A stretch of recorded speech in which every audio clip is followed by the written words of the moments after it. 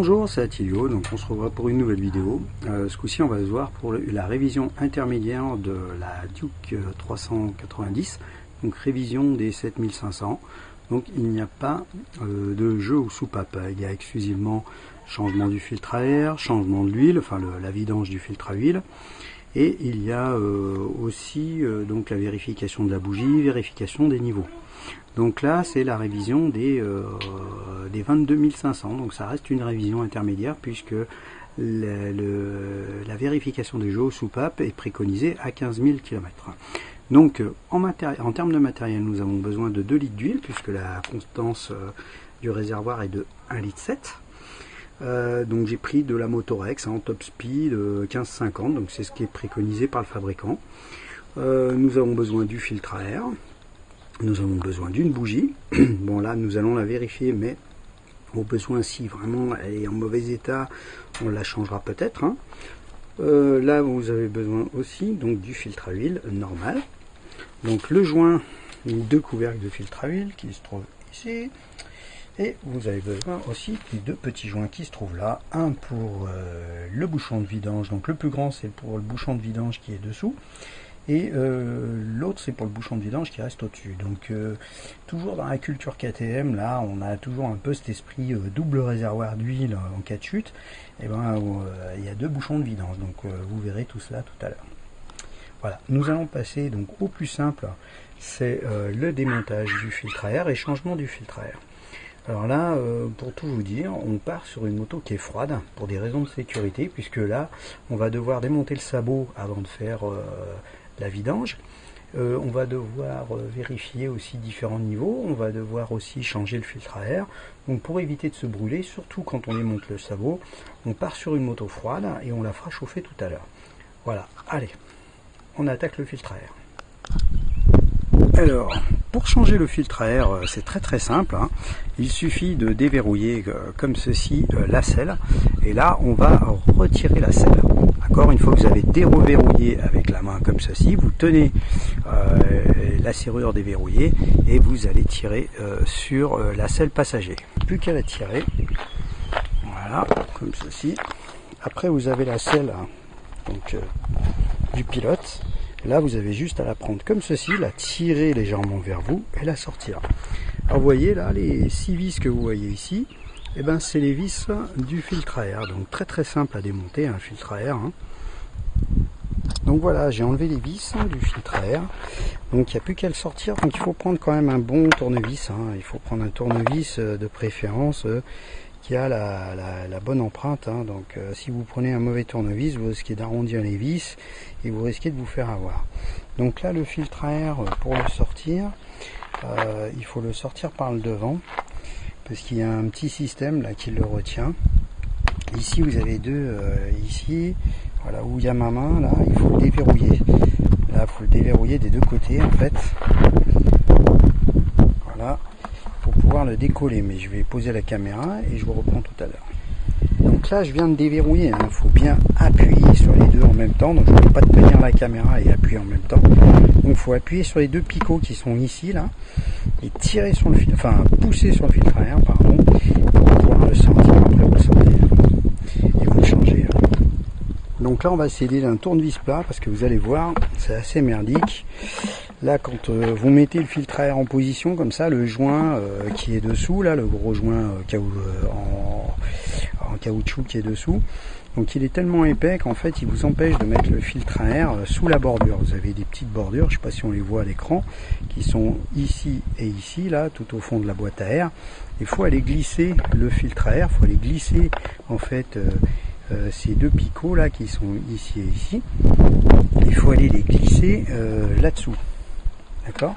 Donc là pour les glisser là-dessous, il va falloir qu'on s'aide d'un tournevis plat, d'un bon petit tournevis plat, voilà, qui nous permette d'aller appuyer sur le filtre à air, enfin au bout du filtre à air ici là, pour pouvoir aller mettre les picots dessous. Et c'est assez galère hein, quand même, hein, je vous avouerai. Hein. Donc voilà, là j'ai bien attrapé les picots, donc pour aller attraper les picots dessous, faut bien le mettre comme ça, le basculer. Et là pour aller le verrouiller, c'est à ce moment-là, pour aller le verrouiller, on va avoir besoin en fait du tournevis plat pour bien appuyer sur le joint pour pouvoir aller verrouiller. Donc ça y est, le filtre à air est en place, il est bien verrouillé, il ne bouge pas, donc on vérifie. Voilà, on va remettre le couvercle, les vis. Allez, je vous reprends. Donc voilà, je viens de finir de remonter le filtre à air, je viens de mettre les 6 vis qui sont ici. Donc après le filtre à air, on va s'attaquer à la bougie. Donc pour démonter la bougie, on a besoin du kit de maintenance qui est livré par KTM, qui est dans le petit sachet. Donc vous ne remontez pas tout de suite la selle, ça ne sert pas à grand chose. Et puis on va démonter la bougie. La bougie est assez merdique. Vous verrez que l'antiparasite de la bougie, qui est logé dans un tout petit amphore, en fait, on ne peut pas l'enlever. Cherchez pas à essayer de le sortir, c'est impossible de le sortir dans l'état, puisque vous n'avez pas assez de place au niveau du réservoir dessous là. Alors je crois que sur la 125 on arrive à le passer, mais sur la 390 c'est même pas la peine. Il y a une petite cavité, donc on arrive à le mettre dans la cavité et le sortir, mais l'antiparasite doit faire, je sais pas, 13-14 cm de long. Donc on va voir un petit peu une petite astuce. Il faudrait dans l'idéal, ça serait démonter le réservoir. Moi j'arrive juste en désaxant le réservoir à pouvoir sortir l'antiparasite. On va voir ça, c'est très très simple. On va démonter la vis qui est ici, et on va démonter aussi les 2 vis qui sont là, juste sous le Neyman. Vous avez une vis de chaque côté du Neyman, donc il va falloir tirer sur le Neyman pour le sortir. Voilà, donc il va me falloir mes 2 mains, donc je vous reprends juste après. Donc en fait, il faut mettre une main ici, une main là, d'accord. Il faut bien mettre ces 2 mains en position et tirer d'un coup sec pour pouvoir déverrouiller cette partie plastique. Voilà.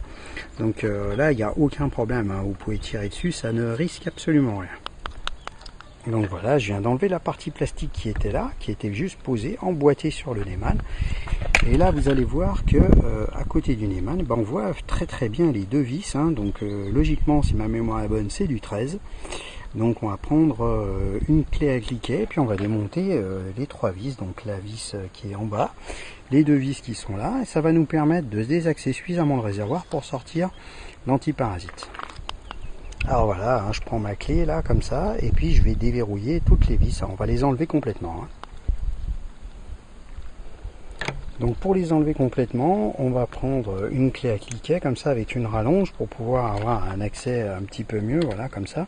Par contre, je suis trompé, c'est pas du 13, c'est du 12. Vu qu'à chez KTM, ils font bien les choses, il faut quand même sacrément être outillé, parce que vous avez plein de clés avec des pas métriques qui sont un petit peu bâtards, là, comme ça, comme le 12, c'est pas courant, vous allez trouver plus facilement une clé à pipe de 13, donc il faudra en acheter une, si vous ne l'avez pas. Moi, je suis assez bien outillé, donc j'ai tout ce qu'il faut. Donc je vais aller changer ma douille parce qu'elle nage un petit peu là.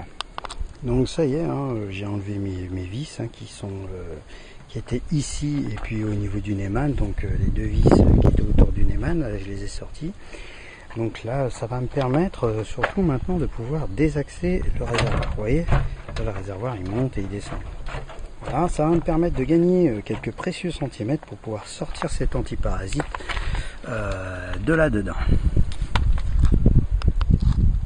Donc là, on enlève d'abord le cache, là, en fait, la protection contre l'eau de l'antiparasite. Et là, vous voyez que il sort toujours pas. Donc il va me falloir mes 2 mains pour pouvoir sortir l'antiparasite. Donc il faut que je trouve la cavité qui va bien. Et avec la 2e main, il va falloir que je désaxe mon réservoir vers le haut, là, en positionnant, voilà. Il me faut une main ici qui lève le réservoir et une main à l'intérieur pour sortir l'antiparasite. Voilà, opération réussie, il faut y aller à pleine main. Là, l'antiparasite, quand vous le chopez avec les 2 mains, vous tirez comme un malade dessus, et puis vous le basculez pour pouvoir le sortir, parce que sinon vous n'y arriverez jamais. Si vous y prenez vraiment 30 kilos comme ça, ça marchera jamais. Donc là, voilà, j'ai sorti l'antiparasite qui est ici, et là maintenant je vais pouvoir mettre la clé KTM dedans.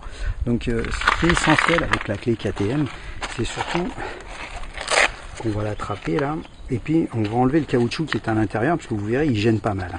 Alors dans le kit de maintenance, vous avez tout ce qu'il faut pour démonter votre filtre à air et tout ça. Vous avez votre tige. Alors voilà l'antiparasite là, enfin la clé à bougie, comment elle se présente, elle est comme ça. Alors vous allez voir, quand vous allez la mettre dans le trou, elle va venir à fleur. Donc il va falloir chercher une douille qui va là-dessus. C'est ça l'astuce, parce que sinon vous ne pourrez pas démonter. Donc je vais aller chercher une douille pour aller sur ma clé à cliquet. Allez, on va y aller là, tranquillement. Donc on va regarder ce que c'est. On va regarder ce que c'est. Hop. Avec une main c'est pas facile du tout, donc j'essaye. Enfoncer pour pas qu'il sorte tout seul. Donc là c'est pareil, hein, c'est un petit peu compliqué, vous aurez besoin de lever le réservoir et tout à l'heure il faudra régler le caoutchouc pour que la bougie justement soit bien à l'intérieur et que la clé prenne bien la tête hexagonale là de la bougie. Donc pour information, l'écartement entre les deux électrodes se règle à 0,8. Là, on va aller chercher une clé et puis on va régler le tout à 0,8. Donc là, on va pas changer la bougie, elle est nickel. En plus, je viens de contrôler, elle est bien à 0,80. Donc là, je vais la nettoyer un peu, je vais la brosser. Et puis surtout, n'oubliez pas de mettre de l'huile sur le filetage, ça facilitera les démontages. Voilà, je viens de nettoyer ma bougie, donc vous embêtez pas à remettre le caoutchouc tout de suite dans l'outil de démontage. Vous pouvez faire tomber la bougie directement dans le trou, voilà, délicatement. Donc écartement à 0,8, hein, je vous l'ai dit. Voilà, hop, on la fait tomber dans le trou et là on va chercher l'outil justement pour aller la serrer.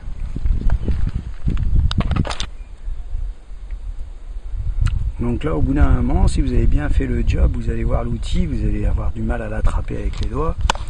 Donc il va falloir reprendre cette fameuse douille de 14, aller la remettre sur l'outil. Donc je répète bien, hein, c'est pas la peine de remettre le caoutchouc. Hein. Le caoutchouc il nous sert vraiment juste pour le démontage. Hein. Tout à l'heure j'ai dit une bêtise. C'était pas la bonne douille, autant pour moi. J'ai pris la douille de démontage du réservoir, douille de 12, je risquais pas de l'attraper. Donc là j'ai mis la douille de 14. Voilà, on finit bien de serrer la bougie à la main. Et après, avec la clé à cliquet, je vais finir. Et je serre doucement, hein, pas comme un burin. Quand vous avez fini, vous servez bien de la douille pour aller chercher l'outil. Hein, parce que l'outil, vous n'arrivez pas à l'attraper. Hein. Avec les doigts, vous tirez dessus, voilà, vous l'attrapez avec les doigts.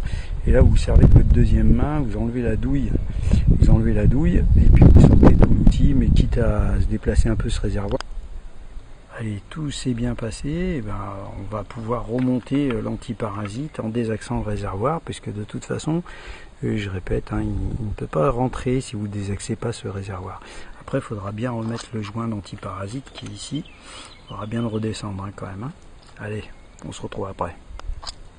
Voilà, donc là, ce que j'ai fait, je l'ai remis en place. Maintenant qu'il est bien en place, il faut entendre le fameux clac. Voilà, vous l'avez entendu, super. Alors maintenant, le joint, vous voyez qu'il n'est pas complètement remis, et on enfonce bien le joint et puis on le met bien sur le pourtour. Donc il y a une petite, il y a une petite gorge. Donc le joint, on sent bien quand il est dans la gorge, hein, donc il n'y a aucun problème. Avec les doigts là comme ça, voilà, même avec une main, vous voyez, c'est tranquille. L'antiparasite, on le fait tourner un peu pour voir s'il est bien sur la bougie. Voilà, moi j'ai tout remonté. Et maintenant, ce qu'on a à faire, on va remonter.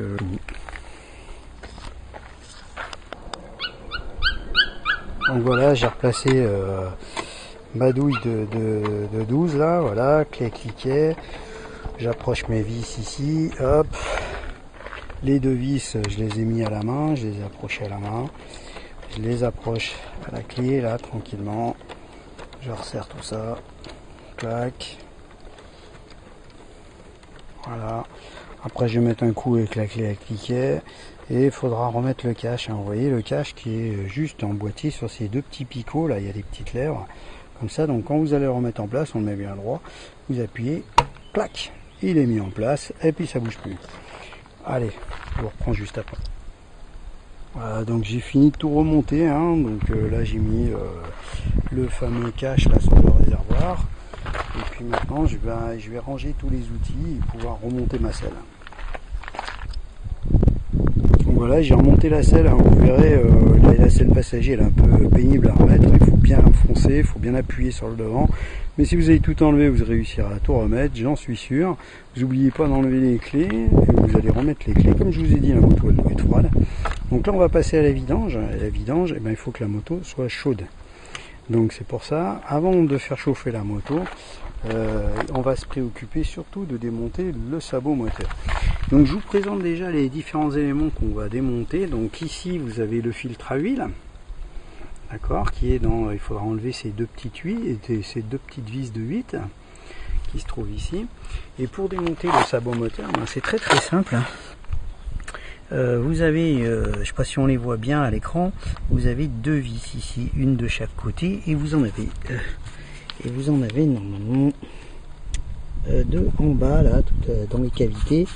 Il y a deux vis, deux petites vis à tête à empreinte creuse, 6 pans creux. Donc il vous faudra des clés spéciales pour les têtes creuses. Voilà. Donc on va faire le tour de la moto. Et là, on va pouvoir... Attendez, je vais basculer la moto, ça sera peut-être plus simple. On va faire attention de ne pas la faire tomber. Alors là, on voit ici le bouchon de vidange. C'est la grosse vis qu'il y a devant là. Voilà. On voit le bouchon de vidange qu'il y a ici. Et pour avoir accès à l'autre bouchon de vidange, eh ben, il va falloir démonter le sabot, puisque l'autre bouchon de vidange est un petit peu en dessous. Donc ce que je vais faire, eh ben, je vais démonter le sabot, et puis je vous reprends tout de suite après avoir démonté le sabot, et puis je vous présenterai la deuxième vis de vidange, puisque dans les vis de vidange il y a une petite crépine, donc c'est un petit filtre en plastique qu'il va falloir nettoyer. Alors moi ce que je fais, je prends un petit peu d'essence, je le mets dans un bac avec une brosse à dents propre, je nettoie bien les crépines, et puis après je les souffle avec un petit compresseur. Alors je viens de démonter le sabot là, donc pas très difficile avec ces petites 4 vis là.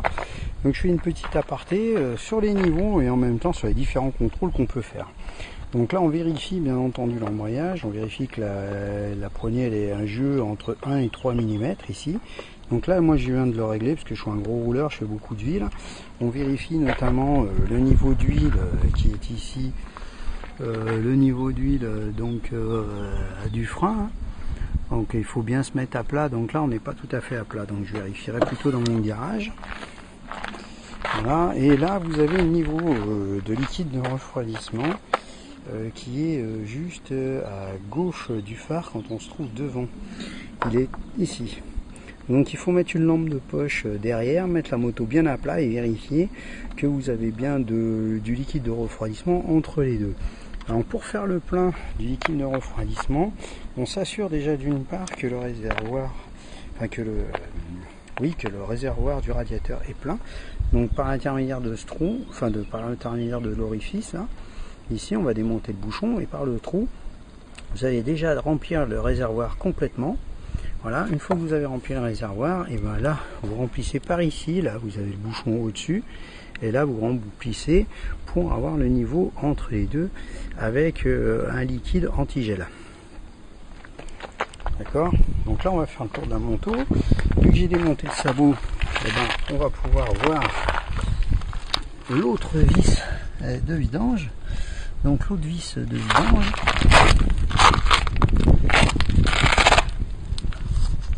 Donc l'autre vis de vidange ici, juste dessous. Vous voyez? Là j'ai mon doigt dessus, je ne sais pas si vous l'avez bien, voilà, elle est là. Donc celle-là elle est serrée à 12 Nm, d'accord. Et celle-ci, donc la vis de vidange principale qu'on démontre en premier, est serrée à 15 Nm. Donc ça fait, si ça vous parle pas, ça fait 1,5 kg. Donc 1,5 kg, c'est au bout d'un mètre, on met 1,5 kg. Et l'autre, 1,2 kg. Donc ça fait un serrage très léger, hein. Il y a un petit joint torique, on change le joint torique. Et on serre, mais très cool, hein, d'accord. Donc là on en profite, vous voyez la chaîne, ça laisse du gras, donc ça graisse un petit peu tout pour tour, là, au niveau de la béquille, tout ça, ben on en profite pour nettoyer tout ça. D'accord, la tension de chaîne aussi, hein, on en profite pour la regarder. Moi, elle commence à être un petit peu trop détendue. Mais bon, ça on regardera, ça c'est pas grand chose. Allez, on continue. Donc là, avant de passer à la phase de vidange, donc on vient de démonter le sabot, hein, je rappelle. Donc là, ce qu'on va faire, on va démarrer. Puis on va laisser tourner la moto jusqu'à allumer 2 petites barres sur l'écran. Voilà, tranquillement. Alors, pendant que votre moto elle tourne, au lieu de rien faire, bon, on prépare ses outils, on regarde ce qu'on a besoin. Là, par exemple, pour la vis de vidange principale d'en dessous, ben, j'ai besoin d'une bille je vérifie parce que je me souviens plus, je crois que c'est du 18. Voilà, hein, c'est du 18. Donc 18, hein, encore un pas un peu à la con. Hein. Voilà, du 18 pour être bien coupillé. Donc on va regarder un petit peu ce qu'il faut aussi. Pour la vis de devant, il faut aussi un bac de rétention d'huile. Voilà, pour travailler proprement.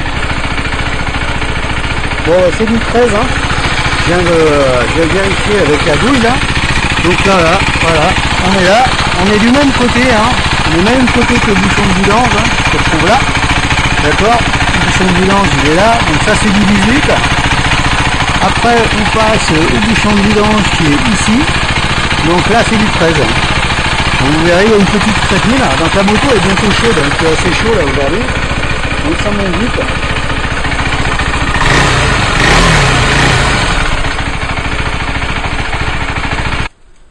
Donc voilà, bon, j'ai allumé les 3 petites barres, je viens de couper le moteur, et ben on va pouvoir vidanger. Hein. Je sais pas. Voilà. Je vais parler sécurité, donc mettez quand même une bonne paire de gants, voilà, pour l'huile chaude, hein, pour vous éviter de vous brûler les doigts. Hein. Alors voilà, hein, je viens d'enlever le bouchon de vidange, on voit l'huile qui coule. Donc on laisse bien couler, et puis après on passe à l'autre bouchon de vidange.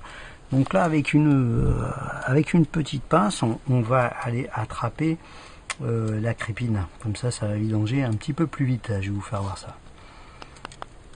Alors voilà, on prend une petite pince à bec rond. Comme ça.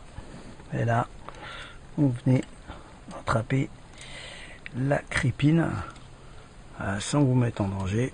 Hop, on tire sur la crépine. Voilà. La crépine, vous la mettez sur le bord. Voilà, comme ceci, pour éviter, alors, vous voyez à quoi ça ressemble, hein. Donc on va la nettoyer, on va la passer à l'essence, et puis on va la souffler bien comme il faut, comme ça elle sera bien propre. Donc voilà, donc la crépine, je vais la mettre dans le bac à essence, là, qui se trouve ici, puis je vais chercher une petite brosse à dents bien propre. Voilà, donc celle-là, elle est propre. Voilà, je vais la mettre dans le bac. Et puis je nettoierai la crépine après. On va aller démonter déjà le deuxième bouchon de vidange qui se trouve devant avec ma clé de 13. Voilà, alors là, on attrape la vis. Voilà, comme ceci.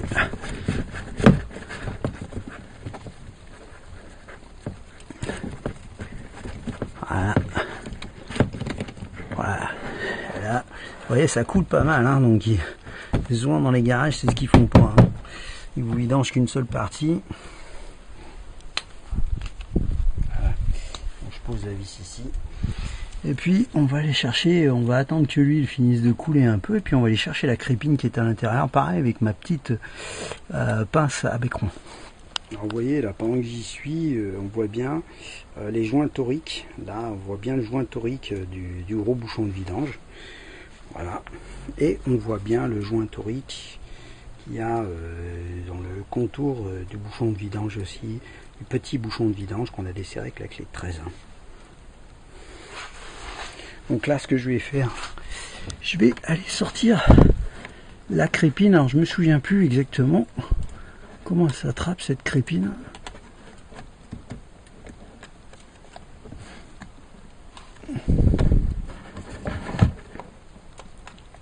Alors, je la sens un petit peu, mais je me souviens plus trop comment elle s'attrape. Ah, ça y est, je l'ai. Voilà, on l'a sorti la crépine. Vous l'avez vu, j'étais peut-être pas bien centré. Voilà, je l'ai sorti la crépine. Voilà. Et là, et ben, pareil. Voilà, on va la mettre dans l'essence, pareil, et puis on va la nettoyer tout à l'heure. Alors maintenant qu'on a fini de vidanger, pas tout à fait, hein, ça goûte, on s'en fiche un petit peu, donc on va pousser un petit peu notre bac, voilà, parce que là on s'apprête à démonter notre filtre à huile. Donc je vais aller chercher la clé qui va bien, et puis on va démonter le filtre à huile qui se trouve de l'autre côté de la moto, donc de l'autre côté de la pédale de frein. Effectivement, voilà, ça, là on a bien des vis de 8, hein, je viens de l'enlever ici. Alors vous verrez le filtre à huile, il est pas mal à sortir aussi. Hein. Il est méga chiant. Vous allez voir ça. C'est un pur bonheur de le sortir. Donc là, les vis, c'est pareil, hein, c'est des petites vis. Donc on les serre doucement, surtout qu'on a un joint autour du couvercle. Là, vous verrez ça. Donc il n'y a pas besoin de s'embêter à les serrer comme des malades. Hein. Donc, je ne sais pas si je vais le sortir avec une main ou si j'aurai besoin de poser la caméra. Non, c'est bon. Voilà, donc ça pisse hein, aussi hein, là. Hein. Donc voilà, je vais chercher un chiffon avant qu'il y ait un accident. Donc voilà le filtre à huile qui est ici, donc il est très difficile à sortir hein, le filtre à huile. Il faut prendre, alors le mieux c'est de prendre deux petits trombones et d'aller l'accrocher sur les côtés et de le sortir, ou alors vous faites un petit trou au milieu avec une perceuse et vous tirez sur la mèche de façon à le faire revenir, parce que il est vraiment pas facile à sortir. Je vous dis, vous allez galérer un peu. Bon, je viens de finir, là, je viens de mettre mes crépines sur la poubelle pour qu'elles sèchent un petit peu, et je viens de sortir mon filtre à huile. Alors le filtre à huile, surtout, qu'est-ce qu'on fait quand on attrape avec les doigts? Hop, on le fait vite tomber dans l'orifice, et là vous voyez c'est plein d'huile. Donc la moto, on va la basculer sur le côté, voilà, on va remettre les bouchons de vidange qui se trouvent de l'autre côté là, et puis on va la basculer pour bien tout faire couler. Mais avant, on va surtout enlever le bouchon de remplissage pour que la fasse un appel d'air, pour bien vidanger tout le circuit. Alors, vous voyez, mon filtre à huile, il a 7500 km, hein, ça fait peur. Hein. Il est vraiment pourri de chez pourri, hein, donc faut le changer, hein, n'hésitez pas. Hein. Pour le prix que ça vaut 3 €, vous emmerdez pas la vie. Hein. Donc voilà, hein, ça coûte presque plus. Donc ce qu'on fait, on penche la moto de l'autre côté, vous voyez, regardez tout ce qui reste encore comme huile. Donc là on penche, voilà, pas trop. Et là on laisse bien couler l'huile. Vous voyez, hein. Donc maintenant on a bien fait notre boulot, il n'y a plus qu'à changer les joints. Hein. Donc on va changer les différents joints toriques. Donc joint torique du bouchon de filtre à huile qui se trouve là, on va mettre un filtre à huile tout neuf. Et puis on va changer aussi le filtre à huile des bouchons. Alors, ça c'est pas le bouchon, ça c'est le bouchon du réceptacle. Voilà, ça c'est les deux. Donc on sort avec un cutter, hein, une petite lame de cutter tranquille. On va sortir sans abîmer les bords.